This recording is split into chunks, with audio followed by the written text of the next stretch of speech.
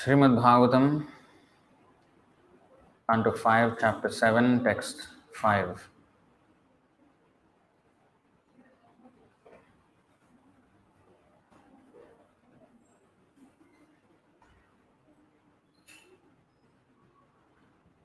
Ije cha bhagavantam yajñakraturupam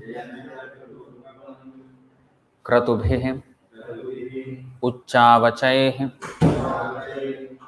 shraddhaya ahrita agnihotra darsha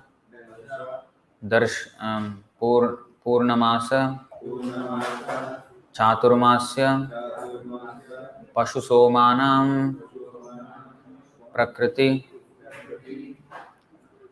vikritibhih anusavanam chatuh hotra vidhina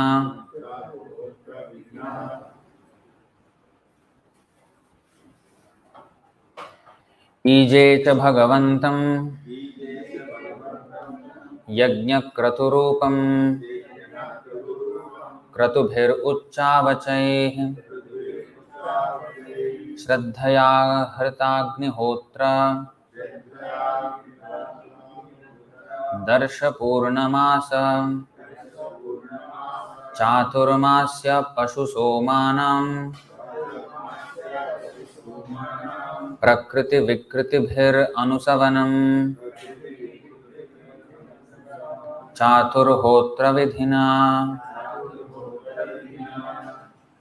कीजे worshipped cha also Bhagavantam, the Supreme Personality of Godhead,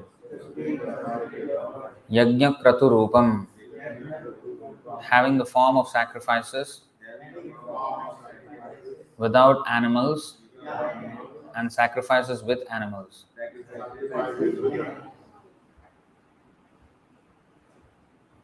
Kratubhi, by such sacrifices. Ucchavachai, very great and very small. Shraddhaya, with faith. Ahrita, being performed. Agnihotra, of the Agnihotra Yajna. Darsha, of the Darsha Yajna. Purnamasa, of the Purnamasa Yajna. Chaturmasya, not Chaturmasya, Chaturmasya. Chaturmasya Yajna. Pashusomanam, of the Yajna with animals and the Yajna with Somarasa. Prakriti, by full performances. Vikritibhi, and by partial performances. Anusavanam, almost always. Chatuh hotra vidhina,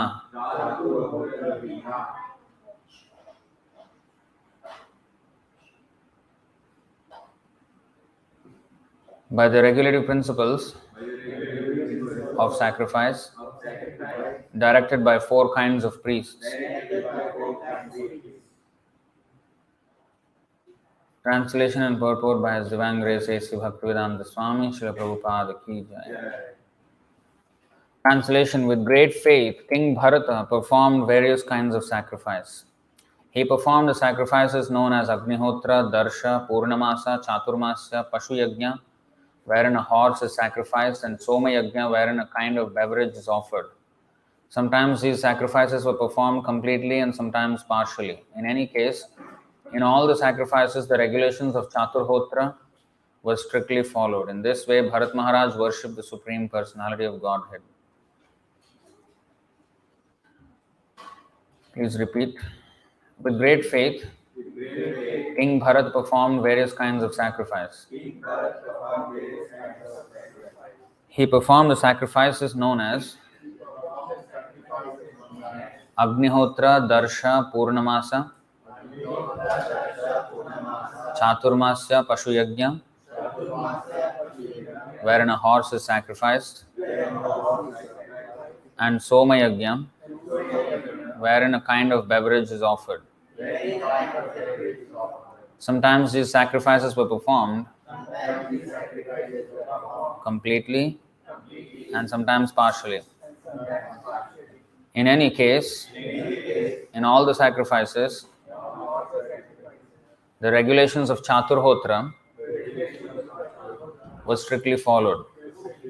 In this way, Bharat Maharaj worshipped the Supreme Personality of Godhead.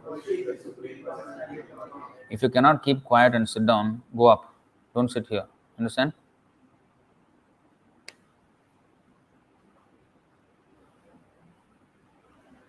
Purport. Animals like horses and cows were offered in sacrifice to test the proper execution of the sacrifice. Otherwise, there was no purpose in killing the animal. Actually, the animal was offered in the sacrificial fire to get a rejuvenated life. Generally, an old animal was sacrificed in the fire and it would come out again in a youthful body. Some of the rituals, however, did not require animal sacrifice. In the present age, animal sacrifices are forbidden. As stated by Sri Chaitanya Mahaprabhu, Ashramedham Gavalambham Sanyasam Palapaitrikam Devarena Sutotpattim Kalau Pancha Vivarjayet. In this age of Kali, 5 acts are forbidden: the offering of a horse in sacrifice, the offering of a cow in sacrifice, the acceptance of the order of sannyas,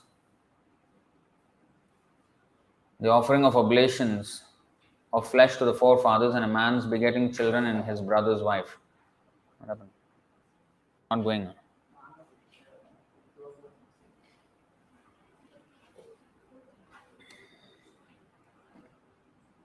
Such sacrifices are impossible in this age due to the scarcity of expert brahmanas or ritvijaha who are able to take the responsibility. In the absence of these, the Sankirtan Yajna is recommended. Yajnaihi Sankirtana Prayair Yajantihi Sumedhasaha. After all, sacrifices are executed to please the Supreme Personality of Godhead, Yajnartha Karma. Such activities should be carried out for the Supreme Lord's pleasure. In this age of Kali, the Supreme Lord in his incarnation of Sri Chaitanya Mahaprabhu should be worshipped with his associates by performance of Sankirtan Yajna, the congregational chanting of the Hare Kṛṣṇa mantra. This process is accepted by intelligent men. Yajnaihi Sankirtana Prayair Yajantihi Sumedhasaha. The word Sumedhasaha refers to intelligent men who possess very good brain substance. Om Ajnanatimirandhasya Jnananjanashalakaya Chakshurunmilitam Yena Tasmai Shri Gurave Namaha Shri Chaitanya Manobhishtam Sthapitam Yena Bhutale Swayam Rupah Kadamahyam Dadati Swapadantikam Vandeham Shri Guru Shri Yutapadakamalam Shri Gurun Vaishnavamscha Shri Rupam Sagrajatam Sahagana Raghunathanvitam Tam Sajivam Sadvaitam Savadhutam Parijana Sahitam Krishna Chaitanya Devam Shri Radha Krishna Padan Sahagana Lalita Shri Vishakhanvitamscha He Krishna Karuna Sindho Dinabandho Jagatpate Gopesha Gopika Kanta Radha Kanta Namostute Tapta Kanchana Gaurangi Radhe Vrindavaneshwari Vrishabhanu Sute Devi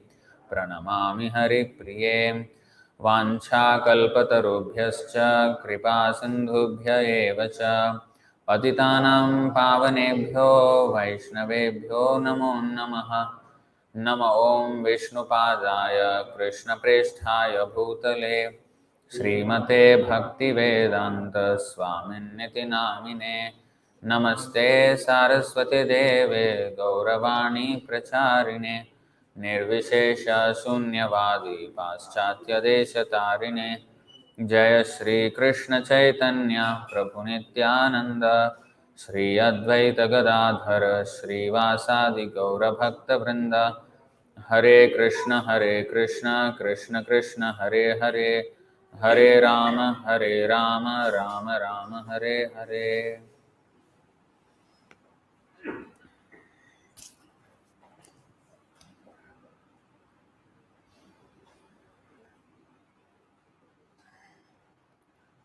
So Bharat Maharaj's um, religious life is being described, and he always engaged himself in performing sacrifices.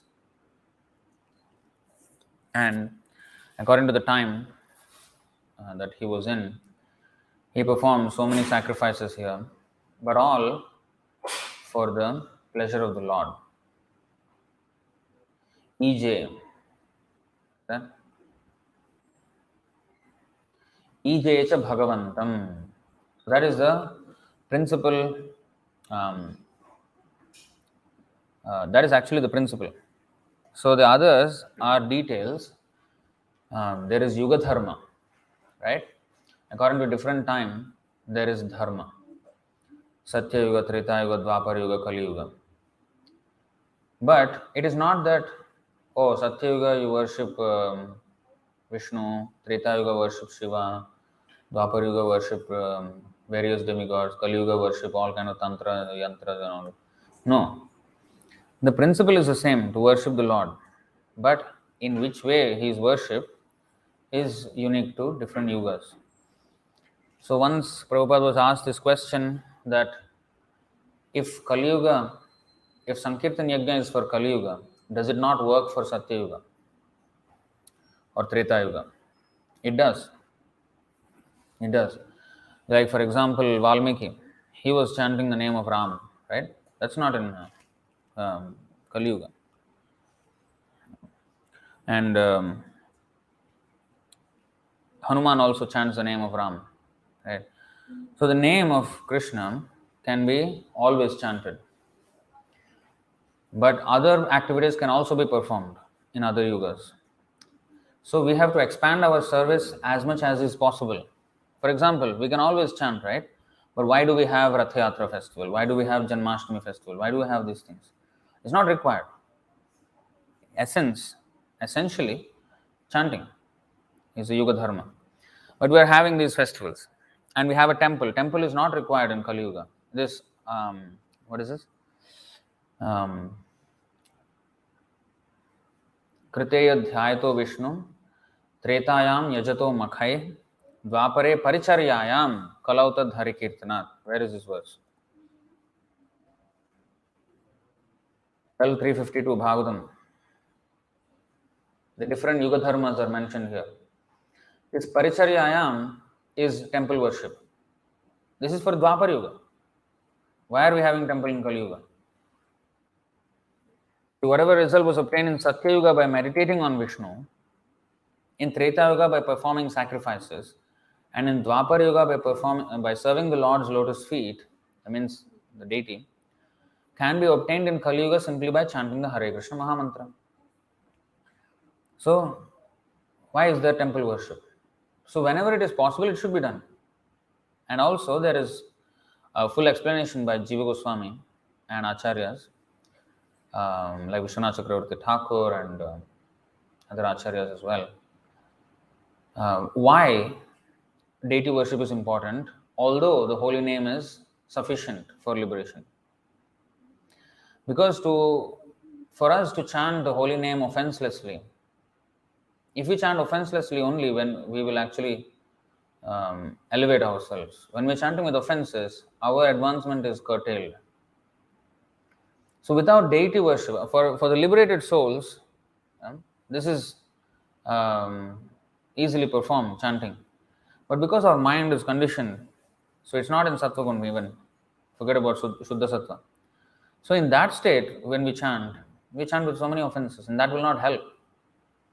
For example, if there was no Mangalarti, there's no reason to wake up whenever. Niyamita Smaranena Kala. Second verse of Shikshashtaka I will chant. What is the meaning?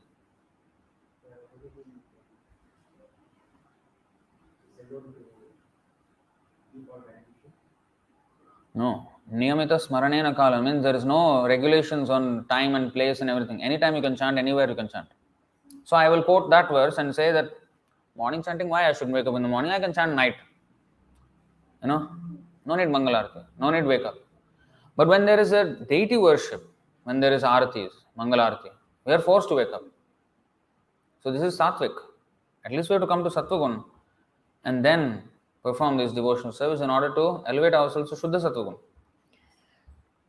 So, Mangalarti there is there. And then there is concentration on the form of the Lord. Because we are materially focused. We are seeing material forms and we are getting attracted to material forms of others and of ourselves. So, that is a distraction. In fact, Bhaktisiddhanta Saraswati Thakur, he doesn't even have a mirror to put tilak. He doesn't have a mirror. He doesn't use a mirror. He says Maya. If I look at my face, there's Maya. Nowadays, a full length mirror. Right? Yeah, this is Maya. The Prabhupada also had a small mirror like that, just for the forehead. That's it. Don't look at my own face. That much. Bhaktisiddhanta Saraswati Thakur was against. He never looked at his face. He just puts without tilak, without mirror, perfectly straight. So, because he's teaching us, what is that? He's teaching us that concentration on material form is, intoxication. It is a distraction. Instead, concentrate on the form of the Lord. So, to divert our attention, which is currently very restless, so this deity worship is there, and in connection with the Lord, dressing the Lord. Instead of dressing ourselves to decorate ourselves and increase our ego, dress the Lord nicely. And in this way, everybody is purified. The dresser is purified. The one who looks upon the Lord is purified. Everybody is purified because he is focusing on the Lord's form, Sachidananda Vigraha. So in this way, and when we deity worship is not just dressing the deities, cooking for the Lord, that is deity worship. Organizing festivals for the pleasure of the Lord, like Jagannath Rath Yatra we have, Janmashtami we have. So these are festivals for the pleasure of the Lord. And what happens in those festivals? Not only we get to serve, but so many other people are also engaged in the service. They contribute monetarily or give their time. They come to, volunteer their time and serve. Otherwise, there's no festival, nobody comes. So these are opportunities for people to engage in yajna, sacrifice their time which would have otherwise used in sense gratification, spend that time here. Instead of using the money for sense gratification, spend that money for the temple. So in that way, everything, these are all, when there is a temple, there is an institution. And also, not only that, it is a means by which, in the present context, we can have association of devotees. In the time of Chaitanya Mahaprabhu, for example, and the 6 Goswamis, there was no necessity to register a society, a name of a society. Okay, this is, we are going to call it Chaitanya Vidya Peetha, nothing. There was no registration of society, nothing. Later on, these things came. So, how to perform, how to exist in this society and perform our activities. So, Laukiki, Vaidiki, Chapi, Ya Kriya, what is it? Ya Kriya. Let me take out that verse. Hare Sevanukula sa bhakti michhata. Laukiki, Vaidiki. Yeah. Bhakti Samrita Sindhu. Laukiki, Vaidiki vapi ya kriya kriyate mune. Hari Sevanukula sakarya bhakti michhata. A devotee may act as an ordinary human being or as a strict follower of Vedic injunctions. In either case, everything he does is favorable for the advancement of devotional service because he is in Krishna consciousness. Now, there are many Vaidiki activities, means Vedic activities, like performing the rituals. For example, we read the other day, Vamana Dwadashi, right? Bali Maharaj promised Vamanadev to give 3 paces of land. And how did he do it? He took out his water pot and, they sprinkle the water. Even sages, they used to sprinkle water from the water pot and either curse or bless people, right? And even when there is a contract, like for example, we have the yajna, initiation yajna. What is that? That's the signing of a contract. In our current mode, we sign a contract to solidify some agreement. Whereas before, it used to be done by yajna or by water. So in that yajna performance, there are so many priests, and if you observe, in every yajna, there is a sankalpa that is done in the beginning, right? Adya Brahmana Dvitiya Parardhe Shri Svetavaraha Kalpe Vaivasvata Manmantre Kali Yuge Prathama Pade, actually not even Kali Yuge, Ashtavimshottara Kali Yuge, 28th Kali Yuga. Kali Yuge Prathama Pade Jambud Bharata Meroho Dakshina Parshve Jambudvipe Bharatavarshhe Bharatakhande now here Meroho Dakshina Parshve. So in this way, and then the like Simhapuri Deshe, like Singapore country, and Simhapuri Nagarantargat in the city of Singapore, on this date, on this tithi, at this nakshatra, the sun in this yoga, in this way, I am doing aham guna visheshena vishishtayam asyam subhatithau yajna diksha diksha harinama diksha yajna aham karishye. This is sankalpa. That means at this place in this time I am doing this yajna for this purpose, for the pleasure of the Lord. That is a sankalpa. So the space and time coordinates are given for everything. So then this is recorded. And even when we do not declare as such, it is still recorded. Yamaraj records all our things, right? So Krishna has a record of everything. But this declaration of sankalpa is done to remind ourselves that at this time, at this place, I am doing this for this purpose, for the satisfaction of the Lord. So that is yajna.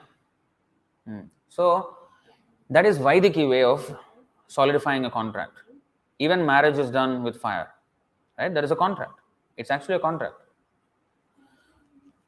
So today, laukiki, the worldly way of doing in today's context is by signing a paper. Now, when you register a society, then you can collect donations. Rupa Goswami did not register a society and then collect donations to, construct the Sri Govinda Mandir, Radha Govind Mandir, or Sanatana Goswami for the Radha Madan Mohan Mandir. They just, on trust, they just did it. And of course by Vedic rituals.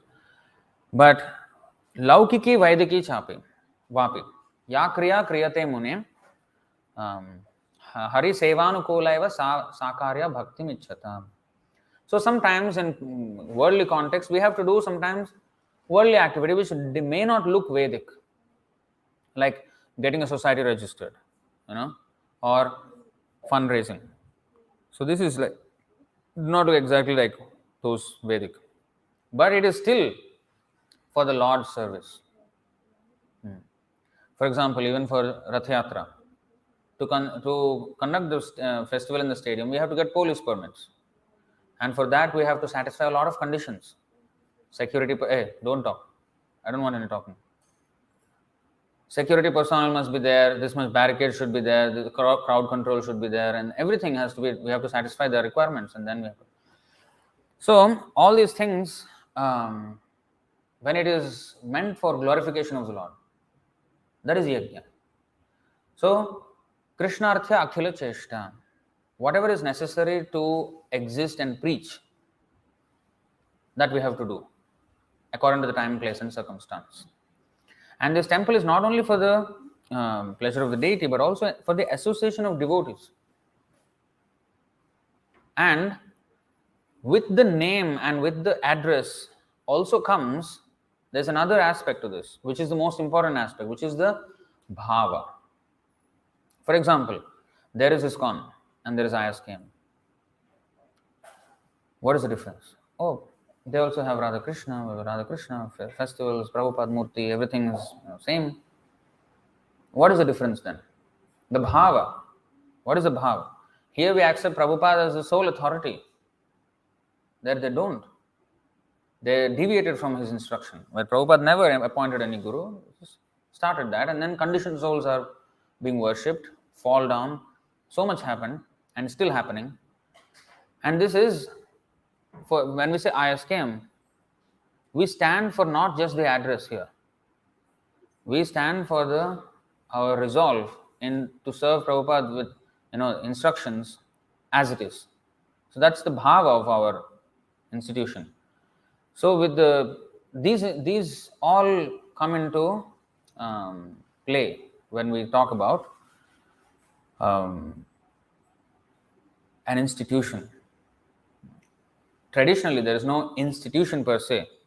People used to hear whoever is a devotee and proper devotee, parampara. So actually, there is institution kind of, because there are Vaishnava paramparas, right? That is an institution. But how to check what is a pure parampara and what is not? Like for example, ISKCON is actually coming in a pure parampara, Brahma Madhva Gaudiya Sampradaya. Distortion happened. Why after Chaitanya Mahaprabhu in the Gaudiya Vaishnavism there is distortion? Apasampradayas came in. How? It started like this. Started exactly like this. And in the beginning, when there is a tangent to a circle, in the beginning the deviation is very small. You are going to hardly notice. Same, it's almost the same. You cannot distinguish. But as we go further and further, the disparity is clear, and eventually it is worlds apart. So that's how everything deteriorates. Another example is given in Chaitanya Charitamrita. This whole parampara is like a tree. Do you know? Parampara is not linear. Parampara is not like, now we have 32 names in our parampara, right? Not like Krishna, Brahma, Narada, Vyasa, Madhvacharya and all down. No, because each of these acharyas have multiple disciples, and each of them have multiple disciples. So we are of this branch. But actually there are many branches like Narada Muni. How many devotees he have met? Only Vyasadeva. No, right? So each of them have disciples. So it's like a huge tree, parampara. So that's an institution. Now we are coming in this particular branch. Just tracing ourselves back to the root. That is the lineage that we're talking about. So these are institutions because in the material world there has to be a structure. We have to know what is what. Now even in that, when there is a branch that is broken from a tree, like sometimes we break the branches of this mango tree, then what happens? The mango leaves on the broken branch look as good as the leaves on the tree. There's absolutely no difference. They look exactly the same. But you cannot say they are the same, because with time we can see the deterioration of the broken branch. So similarly, it is explained in the Chaitanya Charitamrita Adilila 12th chapter that when the parampara becomes broken, in the beginning one may not be able to distinguish. But if one is intelligent, he can. If he has the mercy of the spiritual master, he can. Even the slightest deviation one can notice. But usually, people who are not experienced, they cannot see this. And they see that it's all same. It's not same. It's just not. So the dead branch will show its true colors when the colors change of the leaves. Right? From green to dried up green, and then brown, and then gone. So, that is the distortion of parampara. Sakale neha mahata yogo nashtaha parantapa. Krishna already spoke about this. The paramparas being deteriorating. It's not something new. It happens. But just because it happens, what is, you just go with the flow. No. We have to go against the flow. That is the whole point of spiritual life. Go against the current. The current of Maya will always, push us down only. Because the gravity in this material world is towards tamogun. It's very easy to go to tamogun, just like it is easy to fall down from a building, but it's very difficult to go up the building, right? Like what is that? Slide. It is easy to slide down, but you have to climb all the staircase all the way to go up, and then slide down. And it's enjoyable also sliding down, and climbing up is more. So why this material world is like that? Enjoyable things are always gravitating towards tamogun, going down only. Passion, then ignorance. To come to sattvagun is going against the grain, going against the current of Maya. And that requires, even if suppose the river is flowing. Of course, if it is a very, very strong current, we cannot do anything. We just, however we can swim, we will just be washed with the current. But let's take the example of going swimming against the current. To just keep myself at the same place and not go down, I have to swim, even to just keep myself. And to go against, it requires even more force, right? So, if we don't do anything, then we'll automatically slide down. So this material world is just like that. We don't have to do anything, and we will automatically go towards tamogun without our effort. And that is explained here.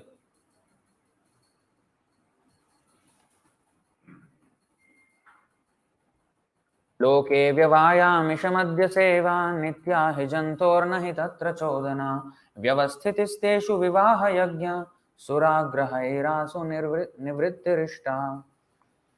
11.5.11 Srimad Bhagavatam. In this material world, the conditioned soul is always inclined to sex, meat eating, and intoxication.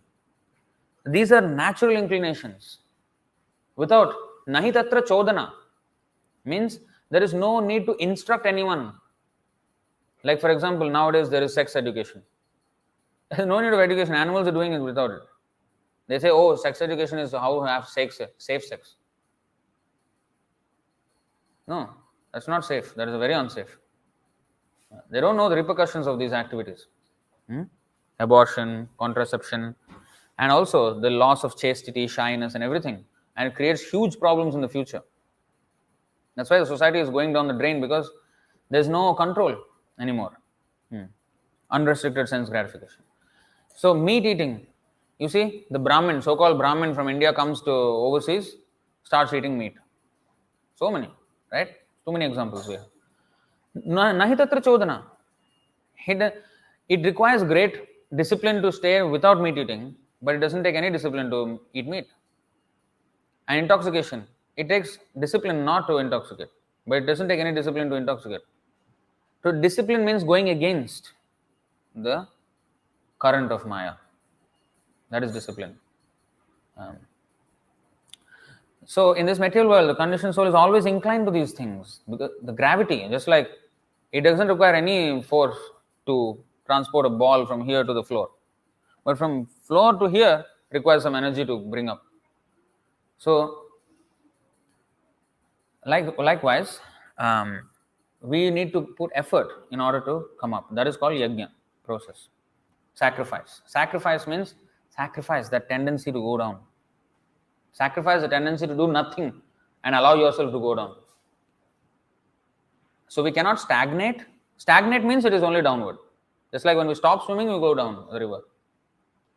The only way to climb up is to go against. Stagnation is bad, and going down the current, of course, is bad. There's acceleration towards tamogun. But stagnation, and that is why Indian culture today is going down. Stagnate. Don't read anything. Then what will happen? Of course, we will go down. Of course, we will go down. Therefore, the religious scriptures never actually encourage such activities, although the scriptural injunctions provide for sex through sacred marriage, for meat eating through sacrificial offerings, and for intoxication through the acceptance of ritual cups of wine. Such ceremonies are meant for the ultimate purpose of renunciation. Like there is a verse actually in the 11th canto, I think, which is nicely stated there. Family life is allowed only to educate the person that family life is not good. A beautiful verse. What is the number? Let's see. 11, 3.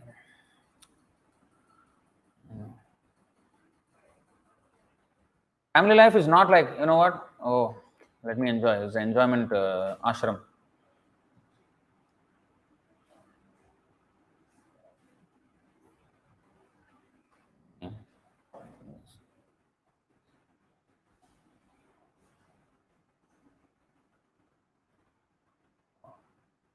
Huge purport.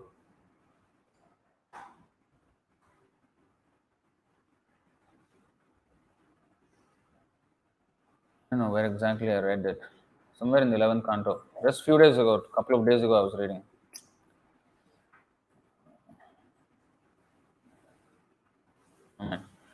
I have to find somewhere else. So anyway, so the purpose of marriage, because in brahmacharya, we learn about the troubles of married life, troubles of association with women. But when we can't give up, then okay, licensed version, take it and see for yourself the trouble. Did not understand by the words, next by the experiencing. That's why there's this verse 229. आश्चर्यवत् पश्यति कश्चिदेनम् आश्चर्यवद् वदति तथैव चान्यः आश्चर्यवच्चैनमन्यः शृणोति श्रुत्वाप्येनं वेद न चैव कश्चित्. So this is of course about the soul, but the point is the same. Some look on the soul as amazing, some describe him as amazing, and some hear of him as amazing, while others, even after hearing about him, cannot understand him at all. Similarly, some people, they understand after hearing from Shastra. And if that is not enough, the next is by studying the Shastra and looking at others, how there is suffering in this. For example, I am just talking about this family life. Brahmachari, I'll show you in this verse. 7:3:26. No. 7:13. You see, तत्रापि दंपतीनां च सुखायान्यापनुत्तये कर्माणि कुर्वतां दृष्ट्वा निवृत्तोऽस्मि विपर्ययम्. 7:13:26. What is this? So this is by seeing. In this human form of life, men and women unite for the sensual pleasure of sex. But by actual experience, we have observed that none of them are happy. You see, this is the thing, by seeing. By actual experience, we have observed, this observation, that none of them are happy. Therefore, seeing the contrary results, I have stopped taking part in materialistic activities. This is the next level of intelligence. One, he understands by hearing, okay, he doesn't. And sometimes it is hard to, understand by hearing alone. So, okay, corroborate the hearing by seeing. For example, a brahmachari can look at others who are suffering in grihastha life, and he may stay away and be pertinent, be observant to see how it is suffering, how it is actually distracting. But even still I can't understand, then okay, next is go through it. After going through it, everybody will understand.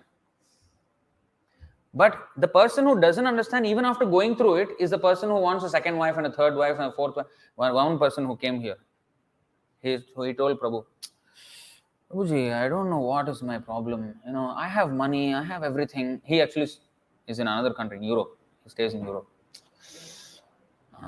Switzerland. So he comes, Indian. So I have everything in my life. Basically, I don't require anything. But I don't know why. I have never found a good woman. Now it is my third marriage. Third marriage is also not going good. Prabhu said, there is no such thing as good woman. Because even the best woman and the best man combination, take for example Ramayana. Who can be a better man than Ram? Who can be a better woman than Sita? What was the combination? Hellish suffering. Of course, as Ram and Sita, they have Vipralambha, that is different. Spiritually, they have a different Leela going on. But materially, they are showing a lesson here. There's no such thing as a happily ever after. That's a myth. Happily never after is a fact. So we have this dreams. So after going through, you still cannot understand going to the next one and next one. Maybe next one will be better. Next one will be better. Maybe that was a something. I think this one will be better. So every time. So this is the, what is that? Even after hearing about him cannot understand. Even after experiencing, you cannot understand. Even worse. So, yajna means to, as Bharat Maharaj is, performing so many yajnas. So that's how we must conduct ourselves. That's why in Grihastha ashram especially, they invite the sadhus to home. Because first of all, there is a problem. Because we are selfish. Grihasthas, they should never live for themselves. Always learn how to live for others. I don't know. I just want to find that verse. It is so nice that Brahmanas, Kshatriyas, Vaishyas, Shudras, and Brahmacharis, Grihasthas, Vanaprastha, Sannyas. How everybody has to perform sacrifices. The Brahmanas perform sacrifices by not owning anything in the first place and just living day-to-day basis and studying Vedic literature and teaching others for the welfare of the people. But they cannot be called as parasites of society because they're contributing enormously to the society, because without that there is no direction. The brain cannot be called a parasite just because it is not taking actively any part in digesting the foodstuffs and converting them into nutrients and distributing in the body. It's not actively taking part in that. In fact, the brain, we don't consciously actually digest, right? It is happening by the will of the Lord, by the arrangement of the Lord. So our brain is, we are eating and our brain after that doing something else totally, not even concentrating on what we ate. It is automatically taking place, the digestion. Aham Vaishvanaro Bhutva. Krishna says, I am the fire of digestion. So he is doing it. So what our brain is doing? Our brain is completely aloof from the activity. So, but it can't be termed as a parasite because without the brain there is no body. So the Brahmanas, they do that. Pathan, Pathan, Yajan, Yajan, Dana, Pratigraha. These are the 6 activities of the Brahmana.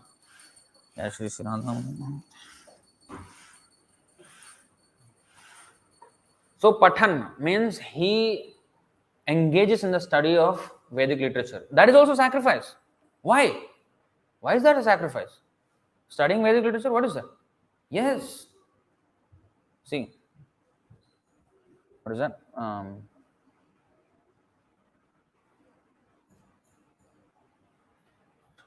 Very interesting. How come study of literature is sacrifice? See, these are all different types of sacrifices in the 4th chapter of Bhagavad Gita. Dravya yajñas, tapo yajña, yoga yajñas, tatha pare, swadhyaya jnana yajñascha, yatayah samshita vrataha. Swadhyaya means what? Study. Self-study. Swa adhyaya. Swadhyaya.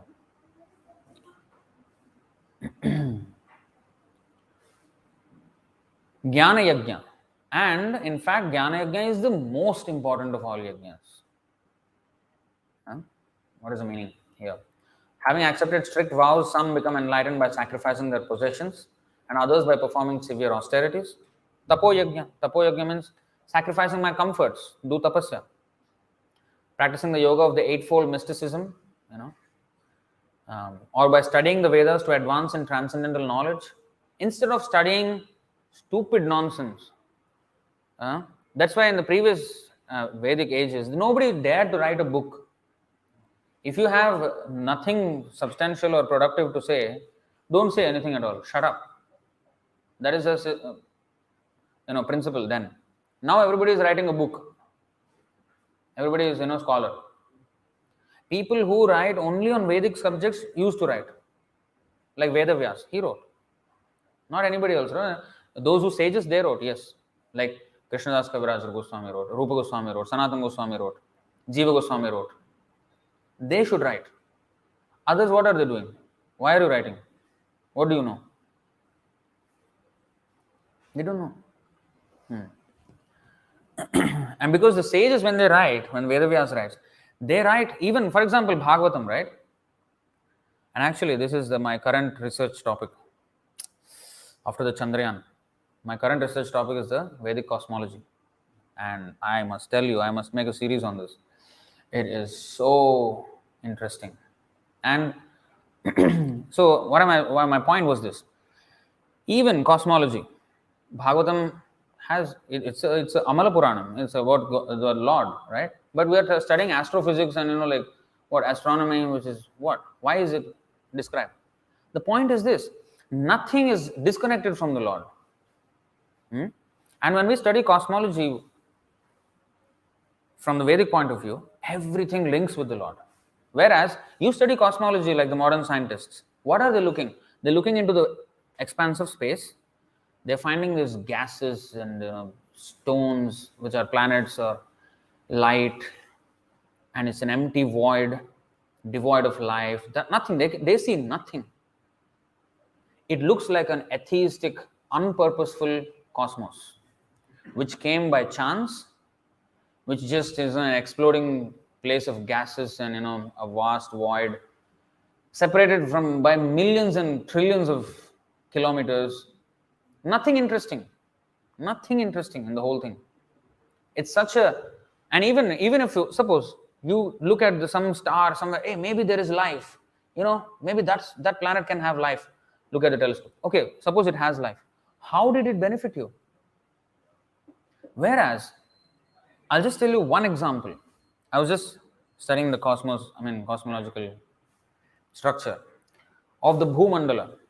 Okay, the Bhumandala. To us, the Earth appears as a globe, but it's a totally different viewpoint. Our senses only allow us to see the universe in a certain way. The higher beings, they see in a completely different way, and Sukadeva Goswami is explaining from that viewpoint. So he is describing this Bhumandala, and in the center of the Bhumandala is the Meru mountain. That's why in the Sankalpa, the Yajnas, we do Meroho Dakshina Parshve, on the southern side of the Meru mountain. Actually, we are on the southern side of the Meru mountain. Now, where is the Meru mountain? It's a mountain that is 672,000 miles high. Actually, it is 800,000 miles high, but 100,000 yojanas high, 800,000 miles.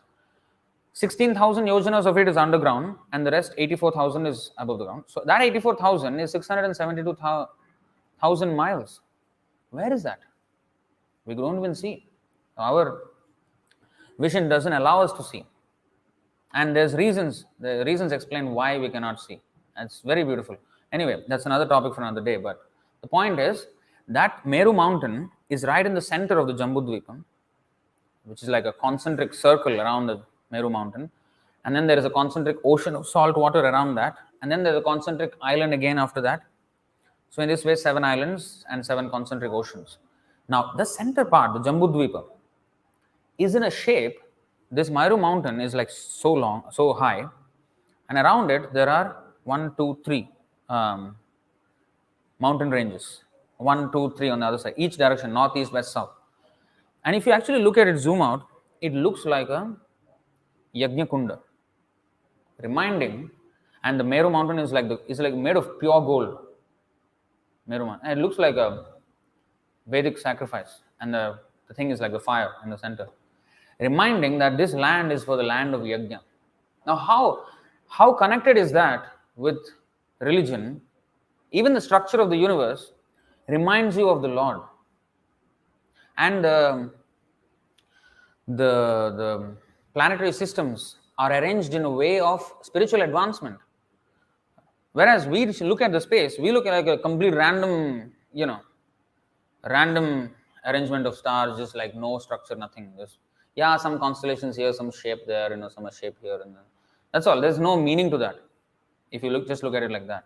But that's what our vision allows us to see. But the demigods see in a completely different way.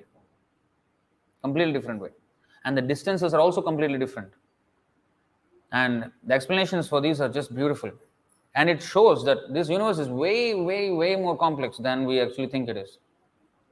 And what the modern science can even begin to even appreciate. They can't even appreciate the real glory of this universe. And that's the Krishna's creation. So, likewise, so even the planetary systems are arranged according to spiritual advancement. That again ties back to Krishna consciousness. So everything reminds you of Krishna consciousness. And even the abode of Brahma is like a lotus. And the whole planetary system is in the stalk of that lotus.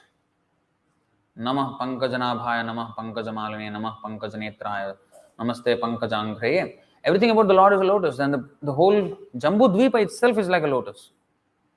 The whole Bhumandal itself like a lotus. So, everything reminds us of the Lord. It's a very theistic concept. So even if you're not interested in cosmology per se, if you're not an astrophysicist, the modern science tries to study things in silos. Oh, I'm an astrophysicist. I'll just do this. I'm specialist in something, but useless. Actually, it's a useless field. For example, Chandrayaan. They went and collected some sand and dust and some see whether ice is there or not. What did you achieve? What did you achieve? Even if you collected some dust, just like a child collecting dust. If the child collects some stones and dust, you will scold him. Hey, put it back. What do you clean your hand? Go. But that's what they are doing. Very childish. So they are actually, and they talk about, hey, we did this, India did this, India is now a superpower. It's just to show off some muscle only to the other countries. You have done nothing there. It's a very hopeless endeavor. It's completely waste of time and money and intelligence. Everything is a waste there. So it's a shame, in fact. It's not fame, it's shame, actually. So, and it leads to a what? It's a purposeless. You explore space like that. Huh? What is the purpose? They cannot explain, right? So, it's a very atheistic view of the universe. Whereas Bhagavatam offers us a very, very theistic view of the universe. And even when we are studying planets, we are reminded of the Lord. Parikshit Maharaj is going to go in 7 days. Why is he interested in cosmological situation? How is that planet? How is this planet? How is that planet? What is going on that side? Why is he interested? He's not interested. He's interested in the Lord. And when the hellish planets were described in the last chapter of the 5th canto, immediately, the last chapter of the 26th chapter of the 5th canto is about hellish planets. And what happened after that? The continuation of that? The canto ended there. Do you know that? The canto ended there. And this was the start of the next canto. Immediately Parikshit Maharaj was his. Sri Parikshit Uvacha. Nivritti margah kathita ādau bhagavata yatha krama yogopalabdhena brahmana yad asamsritihi. Oh my Lord, Shukadeva Goswami, you have already described in the 2nd canto the path of liberation. By following that path, one is certainly elevated gradually to the highest planetary system, Brahmaloka, from which one is promoted to the spiritual world along with Lord Brahma. Thus, one's reputation of birth and death in the material world ceases. Now, next. Oh, great, says Shukadeva Goswami. Unless the living entity is freed from the infection of the material modes of nature, he receives different types of bodies in which to enjoy or suffer. And according to the body, he is understood to have various inclinations. By following these inclinations, he traverses the path called Pravritti Marga, by which one may be elevated to the heavenly planets, as you have already described in the 3rd canto. You have also described the varieties of hellish life that result from impious activities, and you have described the first Manvantara, which was presided over by Swayambhu Manu, the son of Lord Brahma. You also mentioned, the various planetary systems, planets, stars, land, seas, oceans, mountains, rivers, gardens, trees, etc. Now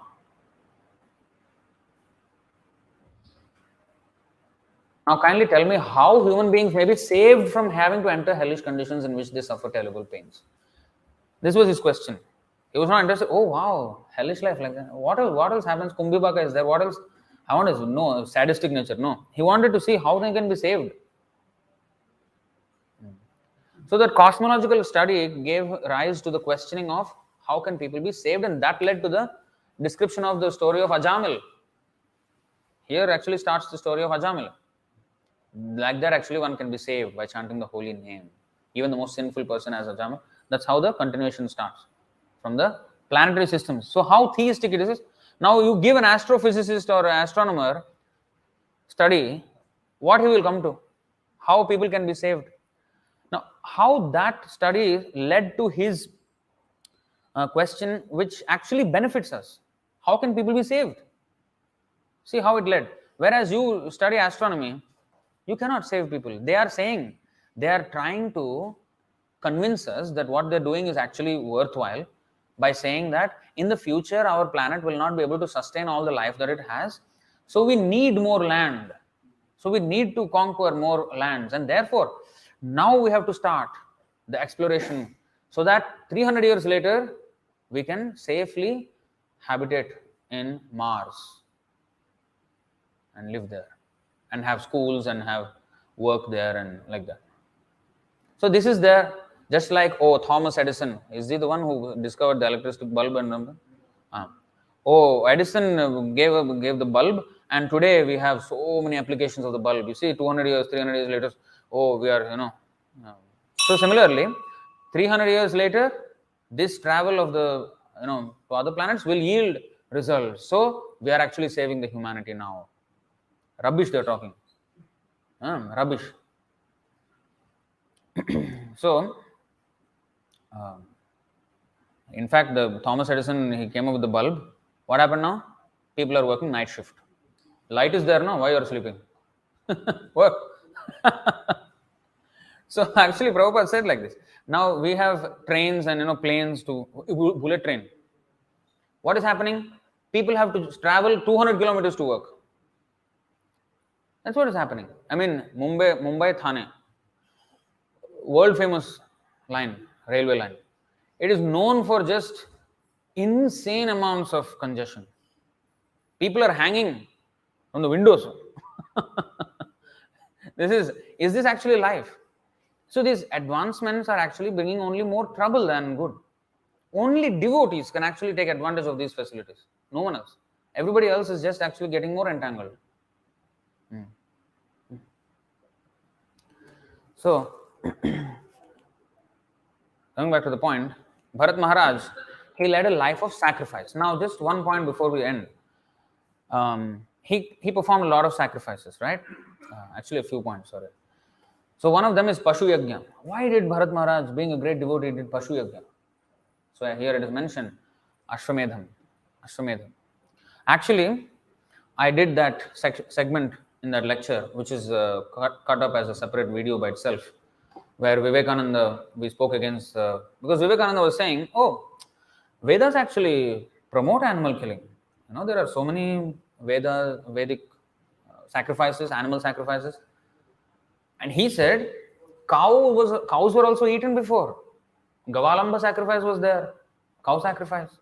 Cow was eaten. Only after Buddha came, this non-violence is no meat eating started, but Hinduism doesn't prohibit meat eating.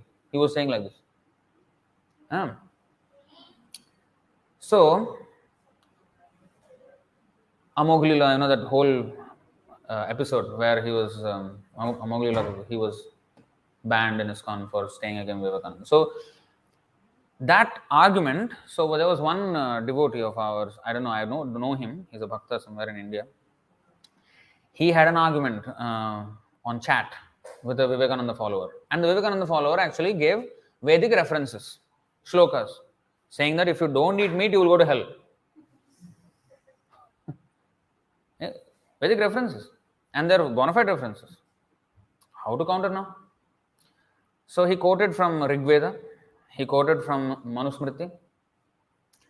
So Rig Veda, I haven't gone to Rig Veda yet, but I was sure that he was quoting something out of context. Let me see what it is. So I went to the Manusmriti chapter, read the whole chapter, got the full meaning. He was quoting completely out of context. So anyway, I made the video. I can't go through that whole thing again now. But I think you watched it. Some of you watched it. So we went through the whole chapter in that video. That whole section of the chapter, not the entire chapter. And how it is a total misrepresentation of what was written there. Yes, there was that shloka, yes. But that's in a different context. And that is only meant for sacrificed animal in a Vedic sacrifice. And that too for the karma kandis, not even for the devotees. And finally it is said that it is better not to kill any animal at all because we will have to suffer. That is also mentioned. So, in fact, it is said that those who do not kill, those who do not harm any living entity, they are the ones who will attain the highest perfection. That is also said in the Manusmriti, in the same chapter. So, so if we study properly, then we will understand that, these things are not true. Okay?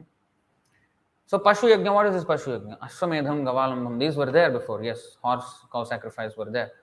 But they were meant for testing the efficacy of the mantras, and then the animal will, rejuvenate again. But then why would a devotee like Bharat Maharaj be involved in that?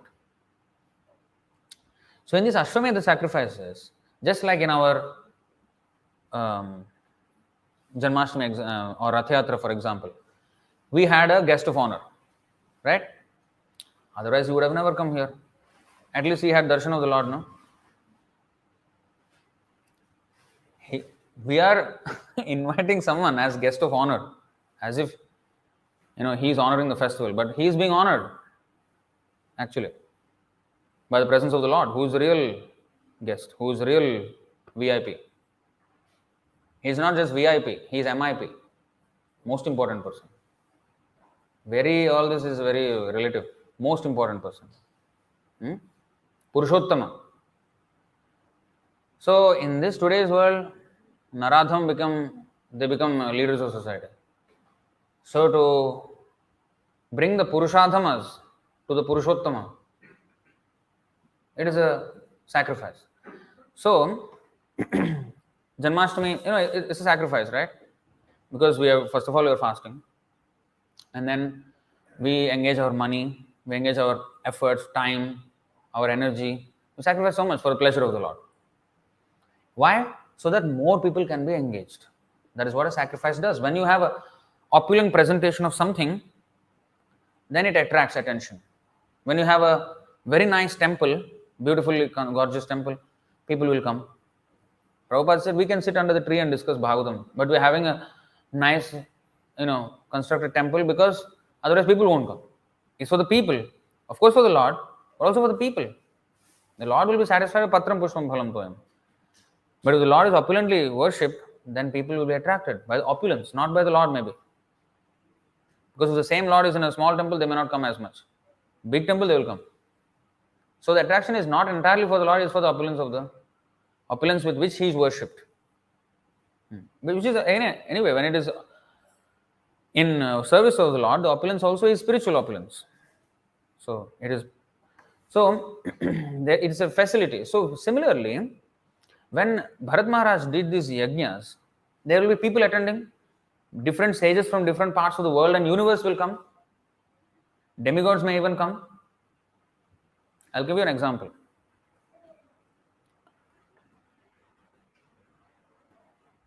Yudhishthir Maharaj. 1072-4, right?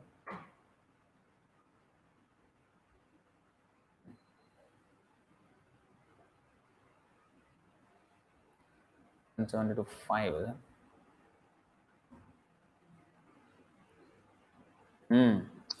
So here Yudhishthir Maharaj is doing a Rajasuya sacrifice, which is a Karmakanda sacrifice. But why is Yudhishthir Maharaj interested in the sacrifice?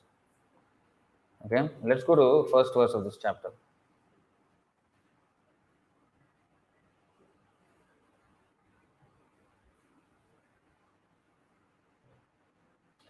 Shri शुक उवाच एकदा तु सभामध्य आस्थितो मुनिभिर्वृतः ब्राह्मणैः क्षत्रियैर्वैश्यैर्भ्रातृभिश्च युधिष्ठिरः आचार्यैः कुलवृद्धैश्च ज्ञातिसम्बन्धिबान्धवैः शृण्वतामेव चैतेषाम् आभाष्येदम् उवाचः. Sukadeva Goswami said, one day as King Yudhishthir Maharaj sat in the royal assembly surrounded by eminent sages, Brahmanas, Kshatriyas and Vaishyas, and also by his brothers, spiritual masters, family elders, blood relations, in-laws and friends, he addressed Lord Krishna and as everyone listened.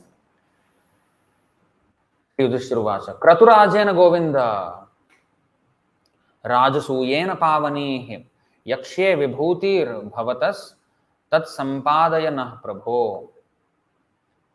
Yudhishthir Maharaj said, O Govinda, I desire to worship your auspicious, opulent expansions by the Rajasuya sacrifice, the king of Vedic ceremonies.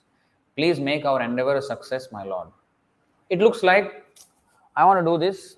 Krishna, please, just like we come to Krishna, I want to do something. I want to build house, I want to do this, so please make it a success. As if he had a plan and he's asking the Lord for blessings for his plan, which is not the right way, right? We should take the Lord's plan and execute Lord's plan, not my plan, and ask for Lord's blessings in my plan. That's pure devotional service. So, here, Srila Sridhar Swami states that the word Vibhuti refers to Lord Krishna's expansion, and Srila Vishwanath Chakravarti Thakur further explains Here the word Vibhuti refers to Lord Krishna's opulent expansions within this material world, or within this world, such as the demigods and other empowered beings. Thus, Srila Prabhupada treats this verse as follows in Krishna, in the Krishna book, the Supreme Personality of Godhead. And this is also explained in the next few verses. This is actually Yudhishthira Maharaj's intention. What did he say? My dear Lord Krishna, the sacrifice known as the Rajasoya Yajna is to be performed by the emperor, and it is considered the king of all sacrifices. By performing this sacrifice, I wish to satisfy all the demigods who are your empowered representatives within this material world. Why? Why is he interested? And I wish that you will kindly help me in this great venture so that it may be successfully executed. I want to worship the demigods. Please, Krishna, help me. Is this the proper way? It doesn't look like, right? So, as far as the Pandavas are concerned, we have nothing to ask from the demigods. We are personally fully satisfied to be your devotees. As you say in the Bhagavad Gita, persons bewildered by material desires worship the demigods. But my purpose is different. I want to perform this Rajasuya sacrifice and invite the demigods to show that they have no power independent of you. We are bringing mayor, we are bringing some big man to show that here is the big man, not man, God. You have no power independent of him. That is why we have this. So, you see, I want to perform this Rajasuya sacrifice and invite the demigods in the pretext of pleasing them, but actually to show that they have no power independent of you. That they are all your servants and you are the Supreme Personality of Godhead. Foolish persons with a poor fund of knowledge consider your lordship an ordinary human being. Sometimes they try to find fault in you and sometimes they defame you. Therefore, I wish to perform this Rajasuya Yajna. I wish to invite all the demigods, beginning from Lord Brahma, Lord Shiva, and other exalted chiefs of the heavenly planets, and in that great assembly of demigods from all parts of the universe, I want to substantiate that you are the Supreme Personality of Godhead and that everyone is your servant. So when the devotee takes up a seemingly material endeavor, it is with a totally different purpose, and that's why we cannot immediately judge the devotee's actions just by immediately looking at the immediate thing. We should understand what is the purpose of doing this thing.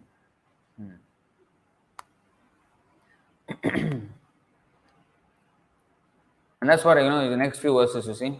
Yeah. Purified persons, Yudhishthira Maharaj is continuing. Purified persons who constantly serve, meditate upon and glorify your shoes, which destroy everything inauspicious. Krishna's shoes destroy everything inauspicious, are sure to obtain freedom from material existence, O lotus navel one. Even if they desire something in this world, they obtain it, whereas others, those who do not take shelter of you, are never satisfied, O Lord. So sometimes we may engage in seemingly material topics. Sometimes devotees actually criticized us. Some devotees criticize other devotees. Hey, why are you, interested in cosmology? Krishna said, Brahma bhuvana loka punaravartin origina. From material, from Brahmas now down to the ant, every planet is full of miseries, birth, death, old age. Why worry about this planet or that planet, where it is, where is what? Everything is misery only, right? Why worry? Why are we so much arguing with the scientists and this and that? And why are we so, gung-ho about it? We're not gung-ho about the planet. We don't care, actually. But why do we care? Because they are interested in these subjects. So we will go to their realm and bring them to Krishna. Because actually, what they are seeing in something in silo, that's not the proper vision. Because everything is connected with the Lord.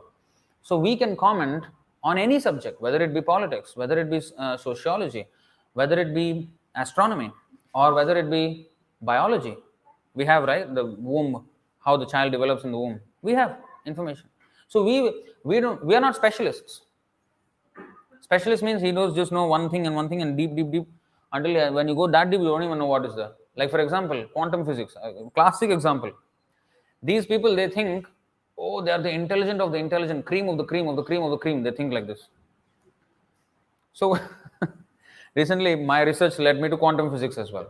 So now after studying quantum physics, they understood that they don't understand gravity. In primary school, we were shown that, gravity, Newton, Isaac Newton, apple fell, gravity. And, we learned as if it's like elementary science. Now, after quantum physics, They are unable to explain what gravity is. Unable to explain. They don't know. It's not matching. So, when they go that deep and finally understand that actually we don't know what we're talking about, that's what they will actually realize. And they don't even know why they're talking about it and why these things even exist, how they came into existence, what is the purpose, nothing. So it's a complete atheistic void, purposeless universe, purposeless creation, purposeless existence. Everything is just, there's no purpose in it. That's the conclusion they come to at the end. They become mad. They become mad. I think the word mad scientist is actually a proper thing because they actually become mad. And some scientists, they do believe in God because without God, you actually cannot explain. But even then, they have only a very vague idea. We have to have a very concrete idea of how everything is connected with the Lord and everything. Because Krishna, what did he say? Mai sarvam idam protam sutre manigana iva. Everything in this world is beautiful, yeah, comparatively compared to a pearl necklace. But the string that is holding the necklace together is me, Krishna says.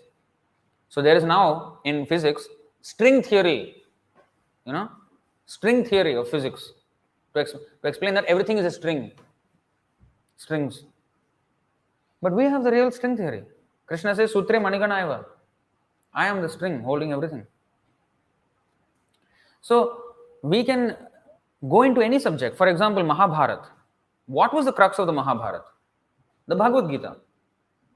But to convey that 700 verses of substantial meaning, 100,000 verses were written just to attract the attention of people because they're not interested in spiritual talk, they're interested in family politics. Saas bhi kabhi bahuti, that kind of serials go for thousands of episodes. One episode of Bhagavad Gita class they cannot stand, they cannot sit. But Saas bhi kabhi bahuti, tu main, this one will go on for thousands of episodes, continuation, rotten story, still going on. There is one, I think when I was a kid, there was another similar Parampara. I think you might know, serial. Something like this only, Parampara, family politics. They're interested in these things. So some people are interested in family politics. Some people are interested in weaponry. I was interested in that kind of stuff, weaponry, martial arts, all this kind of stuff. So even when Bhagavad Gita, Prabhupada was explaining that there are weapons of wind, weapons of water, weapons of mind. So I was like fascinated, wow, because I was always into defense technology. Abdul Kalam was my role model. So when I read this thing, I was like, my neurons were firing like anything, as they say. I was too excited about the whole thing. So, so these things actually attract us.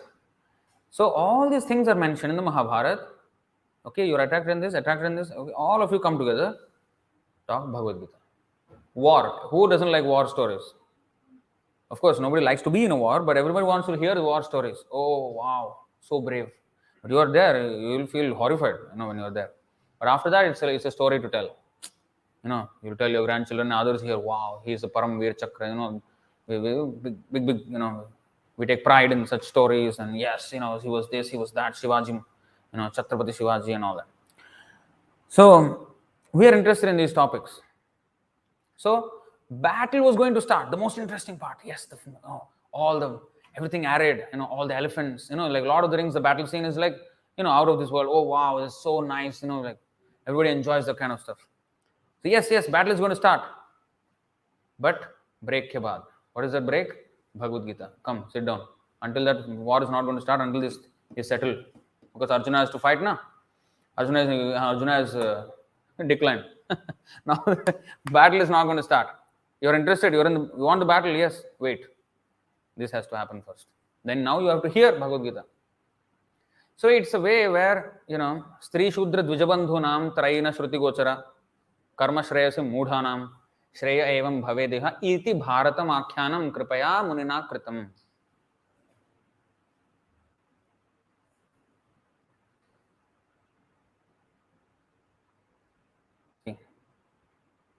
Out of compassion, the great sage, Vyasadeva here, thought it wise that this would enable men to achieve the ultimate goal of life. Thus, he compiled the great historical narration called the Mahabharata for women, laborers, and friends of the twice born. Basically, we all come under this category. We like stories. We don't like abstract philosophy, something like. We want stories. So, he put a story together. And Puranas are full of stories. But not just any stories, historical narrations.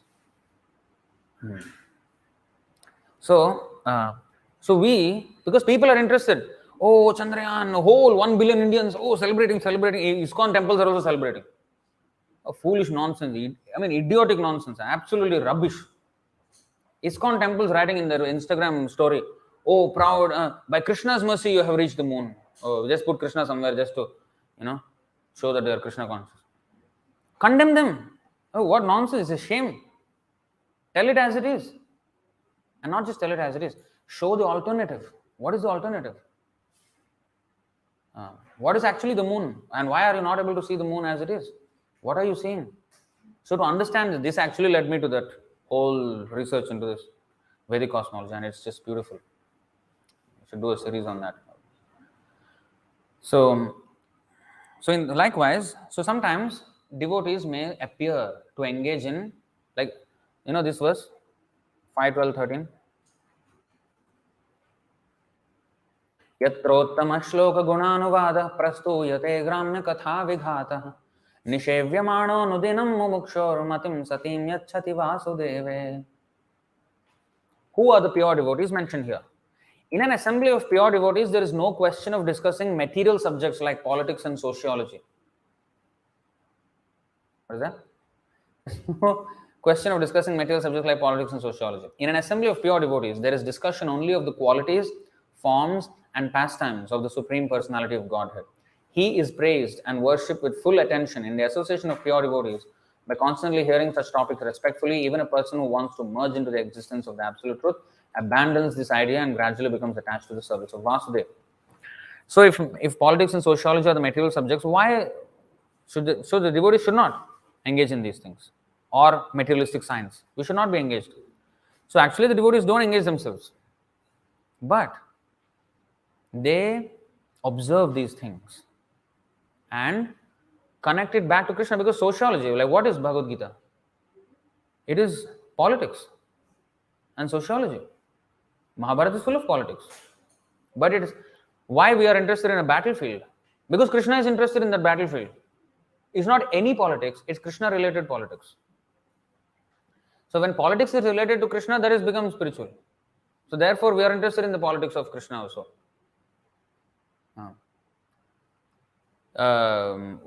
Sannyasis, they may not be interested in marriage and married life and family life, but they study not only Krishna's kidnapping Rukmini and how he had a family of 16,108 wives, but also how he had extramarital affairs with gopis.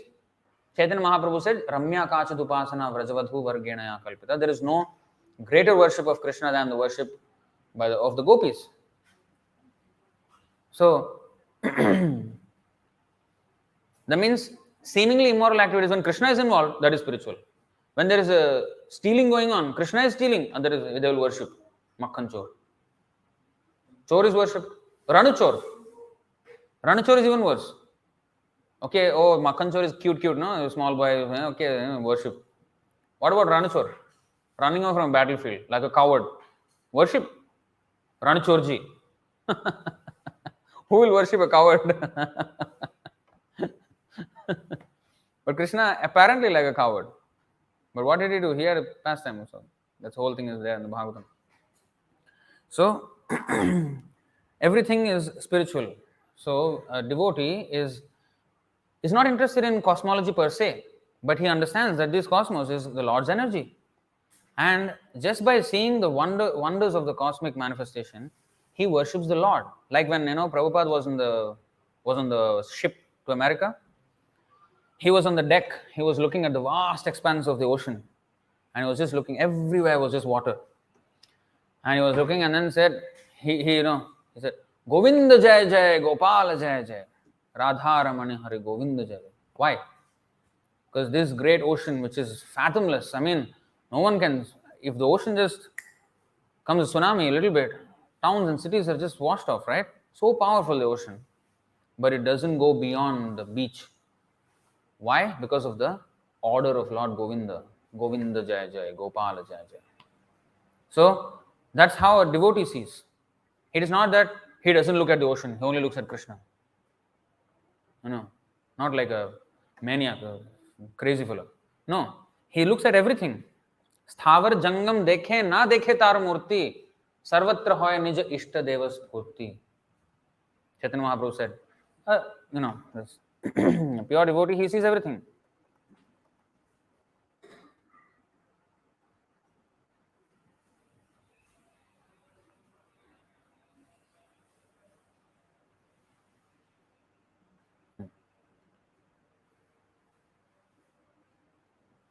The Mahabhagavat, advanced devotee, certainly sees everything, mobile and immobile. But he does not exactly see their forms. Rather, everywhere he immediately sees manifest the form of the Supreme Lord. So the universal form of the Lord, that's why there is a universal form, Virat Rupa. What is that? Looking at this universe as the form of the Lord. And Arjuna actually saw it. Bali Maharaj, we saw the other day, he saw the Virat Rupa of the Lord. So, if you see the cosmology of the Vedas, of this universe, that actually reminds us of the Lord, even more so. We will appreciate the Lord's creation even more. The artistic way of the Lord has created, in which the same thing is experienced totally differently by two sets of living beings or multiple sets of living beings. For example, the ant, he does not have the same idea of this world as we do. The dogs, they don't have. Like the tiger, he doesn't see color. We see color. He is seeing the same thing, we are seeing the same thing, but we have more information than the tiger, right? I mean, in that aspect. And I showed the other time the deer, how the deer cannot see the tiger, although the tiger is right in front of the deer. If the tiger doesn't move, and if the tiger is under the shade of a tree, like where there is light and shadows, and if the tiger doesn't move, the tiger can be just 20 centimeters, like 1 meter, 2 meters away from the deer will not know. And the tiger doesn't need to hide. It doesn't need to hide behind something, no. Because the deer cannot see, because it only sees two colors. We see RGB, 3 colors. Deer only sees 2 colors, which makes the tiger completely camouflaged. It hides in plain sight. So how come the deer is not seeing, but we are seeing? And I saw that, and then in the, what is that, David Attenborough? David, that commentator, National Geographic commentator, I think 96 years old now, famous. So he was explaining this, and they actually made the video.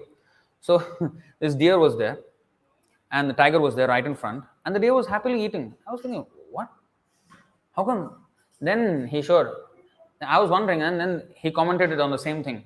Why do you think he's not seeing? Then they changed. They removed the color and showed as the deer sees. Oh, the tiger was completely invisible. The tiger was completely invisible. So, the same thing, my point is, the same thing we are perceiving differently, right? Another example was, in the same room, we have multiple frequencies. Now we have AM, we have FM, we have 3G, 4G, we have Wi-Fi. Now, according to the hardware I have, if I have a radio set, I can only receive sound, and that too on schedule. Whatever is being shown or transmitted, I can hear. Now, if I have a smartphone, I can access way more content than the radio set. So according to my hardware, I can access more. So similarly, this body is the hardware that we have, and accordingly, we can access that much information. So our body, this is actually explained in the Bhagavad Gita. We have certain set of senses with which we perceive this world according to our karma, right? So we can only perceive it according to what we have. So that's why we see totally differently, and the demigods see totally differently this whole cosmos. And the Bhagavad description is how the demigods see it, and the Surya Siddhanta and the modern astronomy is how we see it. And that's why there's a complete, it is not even similar. So in this way, we will cover that topic another time. So Bharat Maharaj engaging in sacrifices is because of this, to glorify the Lord again. And his Pashu Yajna is not exactly Pashu Yajna, I mean, killing animal and slaughtering. It's not a slaughterhouse. It's a valid way to actually perform a yajna, Ashwamedham, which is not possible in Kali Yuga and therefore banned. So, all right, I'll stop it here. Any questions or comments on this topic?